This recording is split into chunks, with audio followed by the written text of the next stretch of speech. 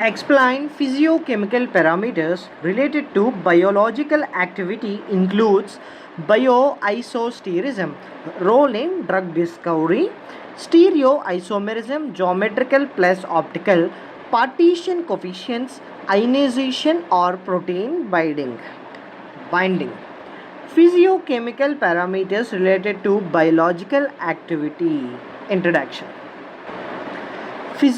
Physicochemical properties refers to physical and chemical characteristics of the drug molecule. Physicochemical properties ante physical ga and chemical properties of a drug molecule ki sambandhinchi that influence its behaviour in biological systems. Biological systems అంటే మనలాంటి living organisms లోపల ఈ drugs molecule యొక్క physical and chemical properties గురించి చెప్పడం జరుగుతుంది. These properties plays a crucial role in determining the drug absorption, distribution, metabolism and excretion ADME, thereby affecting its biological activity.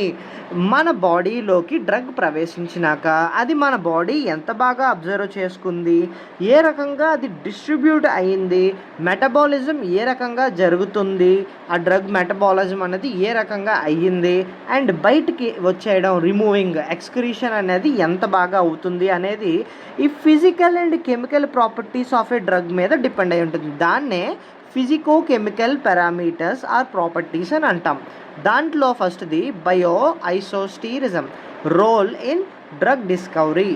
Bioisosterism is a concept in medicinal chemistry where one functional group in a drug molecule is replaced with another group having a similar physical and chemical property. ఇక్కడ బయోఐసోస్టీరిజం అంటే ఏంటి? ఒక functional group ఉందండి ఒక డ్రగ్లో, అదే డ్రగ్లో ఒక functional group ఉన్నదన్నప్పుడు ఆ డ్రగ్లో ఉన్న ఫంక్షనల్ గ్రూప్ని రిమూవ్ చేసి వేరే గ్రూప్ ఫంక్షనల్ గ్రూప్ని అక్కడ యాడ్ చేయాలి. ఎలాంటి ఫంక్షనల్ గ్రూప్ అంటే మనం యాడ్ చేసే ఫంక్షనల్ గ్రూప్కి కూడా అదే రకమైన ఫిజికల్ అండ్ కెమికల్ ప్రాపర్టీస్ ఉండాలి. ఓకే, మనం ఈ రకంగా ఫంక్షనల్ గ్రూప్ని రీప్లేస్ చేయడం వల్ల ఏ అనే ఫంక్షనల్ గ్రూప్ని తీసి దాని ప్లేస్లో అనదర్ గ్రూప్ని పెట్టడం, బి అనేదాన్ని పెట్టడం వల్ల ఏమవుతుంది అంటే this replacement helps in improving the drugs properties. Drugs యొక్క ప్రాపర్టీ ఇంప్రూవ్ చేయడానికి అది పనికొస్తుంది, హెల్ప్ అవుతుంది. It is widely used in drug discovery to enhance the pharmacokinetics, reduce toxicity, improve selectivity of the drugs. ఇక్కడ ఎన్హాన్స్ ఫార్మకోకైనెటిక్స్ అంటే ఏంటంటే drug బాడీలో బెటర్గా అబ్జార్బ్ అవ్వడం, డిస్ట్రిబ్యూట్ అవ్వడానికి, సింపుల్గా చెప్పాలంటే డ్రగ్ బాడీలో కరెక్ట్గా ట్రావెల్ అవ్వడానికి హెల్ప్ అవుతుంది కైనెటిక్స్ అంటే. అండ్ రెడ్యూస్ టాక్సిసిటీ అంటే సైడ్ ఎఫెక్ట్స్ తక్కువ చేయడం. And improve selectivity of the drugs అంటే మెడిసిన్ ఎగ్జాక్ట్ ప్లేస్లో వర్క్ చేయడాన్ని, వేరే ప్లేసెస్ని ఎఫెక్ట్ చేయకపోకుండా డ్రగ్ ఎక్కడైతే పని చేయాలో అదే ప్లేస్లో కరెక్ట్గా దాని యొక్క ప్లేస్ అనేది సెలెక్ట్ అవ్వడం జరుగుతుంది. According to the notes, bioisosteric substitution can increase the drug stability, prolong half-life and maintain the therapeutic activity while reducing the side effects. ఈ బయోఐసోస్టీరిజం వల్ల, ఈ సబ్స్టిట్యూషన్ వల్ల, అండ్ సబ్స్టిట్యూషన్ అంటే వన్ గ్రూప్ టు ఇంకో another గ్రూప్కి another functional గ్రూప్ని substitute చేసాం కదా, దానివల్ల ఏం జరుగుతుంది, ఏం యూజ్ అంటే it increase drug stability, drug యొక్క స్టెబిలిటీ అనేది ఇంక్రీజ్ అవుతుంది. And prolong half life, drug యొక్క స్టోరేజ్ అండ్ హాఫ్ లైఫ్ అనేది ఇంక్రీజ్ చేస్తుంది. And maintain therapeutic activity while reducing the side effects. Okay, so the bioisosterism plays an important role in designing safer and more effective drugs. తర్వాత stereoisomerism అంటే ఇక్కడ it refers to geometrical and optical units. Okay, and it's refers to compound having same molecular formula but different spatial arrangement which can significantly affect the biological activity. Here it having same molecular formula but different spatial arrangement of atoms. Okay, atoms arrangement అనేది different ఉంటుంది. Here it is geometrical isomerism. Geometrical isomerism arises due to different arrangement of groups around the double bond, forming cis and trans isomerism. These isomerisms can show different biological activities. For example, cisplatin is effective anti-cancer drug where transplatin is inactive, showing this importance of configuration in drug actions. ఇక్కడ geometrical isomerism అంటే already ఇంతకుముందు organic కెమిస్ట్రీలో మీకు వస్తుంది. Geometrical isomerism అనేది ఒక double bond చుట్టూ మనకి నడుస్తుంది. అది ఆ డబల్ బాండ్ చుట్టూ ఉన్న కార్బన్ ఆటమ్స్ సేమ్గా ఉన్న డిఫరెంట్గా ఉన్న దాన్ని బట్టి మనం సిస్ అండ్ ట్రాన్స్ ఐసోమెరిజమ్స్ కింద మనం వాటిని క్లాసిఫై చేస్తాము. Here I take an example. C double bond C, ఇక్కడ క్లోరిన్, ఇక్కడ chlorine, and here H. Same groups on the same side, we call it as cis. In the same time, double bond carbons, here chlorine, here H, here chlorine, here H, and the compounds are on different side here, so this will be trans.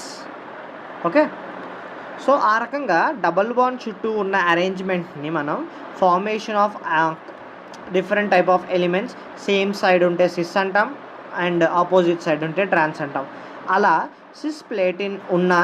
సిస్ప్లేటిన్ అనేది effective anti cancer drug. అదే transplatin ఉంటే it will be in an inactive form.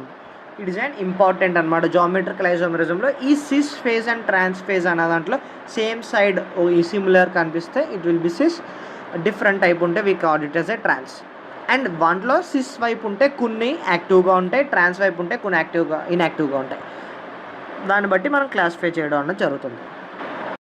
ఇక్కడ optical ఐసోమెరిజంలో ఉండే molecules mirror images అయినప్పుడు వాటిని dextro rotatory or levo rotatory forms DL and D form and L forms ఉంటాయి. Okay, here another example చూడండి. Levo ఫామ్లో here L dopa means levodopa is biologically active in treating Parkinson's disease, where D-dopa means dextrorotatory is inactive. మనకి పైన geometrical ఐసోమెరిజంలో సిస్ప్లేటిన్ అనేది ఎఫెక్టివ్గా treat అయ్యేది anti cancer drug, it will use as effective drug. While coming to the ట్రాన్స్ప్లాటిన్లో ఇది inactive. Same అదే రకంగా optical ఐసోమెరిజంలో L dopa అనేది లీవోలో ఉండే ఫామ్లో it is biologically active in treating Parkinson డిసీజ్ని ట్రీట్ చేయడానికి ఎల్ డోపా అనేది ఎఫెక్టివ్గా పనిచేస్తుంది. అదే డి డోపా చూసుకున్నట్లయితే inactive. The stereoisomerism is very important in determining the drug activity. ఈ స్టీరియోఐసోమెరిజం అంటాము. ఇక్కడ సిస్ ట్రాన్స్ ఎలాగా, ఇక్కడ లీవో అండ్ డెక్స్ట్రో ఎలాగా, ఇది ఈ స్టీరియో ఐసోమెరిజం అనేది ఆ కాంపౌండ్ యొక్క స్ట్రక్చర్ అనేది ఈ డ్రగ్ని ఇన్యాక్టివ్ లేదా యాక్టివ్గా ఉండడానికి మనకి తెలుస్తుంది. దాన్ని బట్టే మనం దాని ఇంపార్టెన్స్, దాని డ్రగ్ యాక్టివిటీ అది ఎఫెక్టివ్గా పనిచేస్తుందా ఎఫెక్టివ్గా పని చేయదా అని చెప్పడానికి ఇది బాగా యూజ్ అవుతుంది. Partition coefficient is defined as a ratio of concentration of a drug in a lipophilic solvent to that of in a hydrophilic solvent at an equilibrium. Ratio of concentration of a drug in lipophilic solvent to that in a hydrophilic solvent at an equilibrium. ఇక్కడ lipophilic solvent అంటే fat లేదా oil అనేది వస్తుంది. Ratio of concentration of a drug in fat or oil solvent to that in hydrophilic అంటే ఇక్కడ water అని వస్తుంది అనమాట. Okay, it is expressed as C P is equals to partition coefficient is equals to drug in liquid by drug in water. Drug in lipid by drug in water. This property indicates the lipophilicity of a drug. ఇక్కడ lipophilicity of a drug అంటే ఆ drug ఫ్యాట్స్లో కానీ, ఆయిల్స్లో కానీ, lipids లేదా non polar solvents అంటే water కానీ మిగిలిన వాటిలో ఎంతవరకు డిజాల్వ్ అవ్వగలవు, ఎంతవరకు అవి దాంట్లో మిక్స్ అవ్వగలవు అనే ప్రాపర్టీని ఇండికేట్ చేస్తుంది అనమాట. This property indicates the lipophilicity.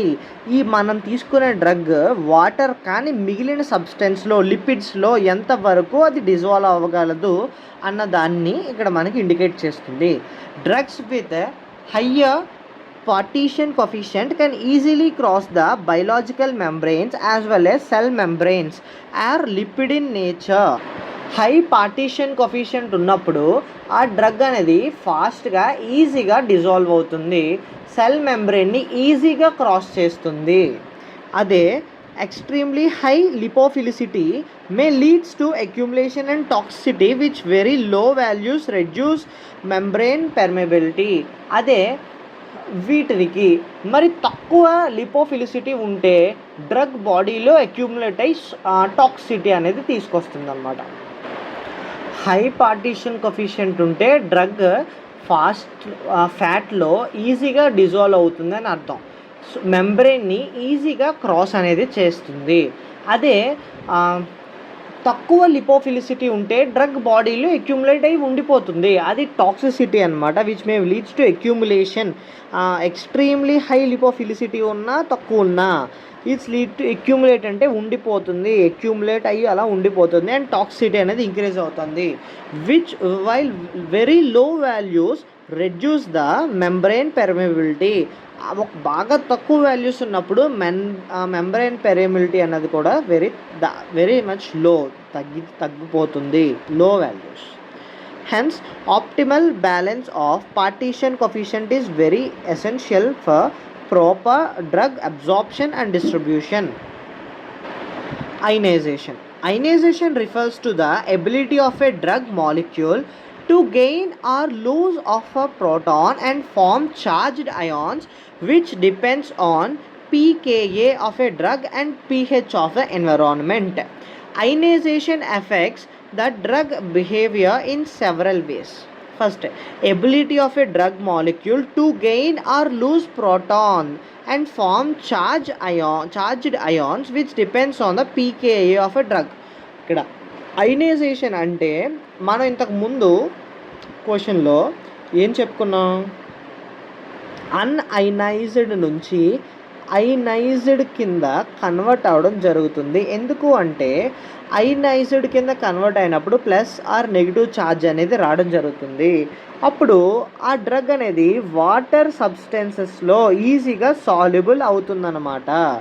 So ఇక్కడ అదే అయనైజేషన్ అంటే ability of a drug to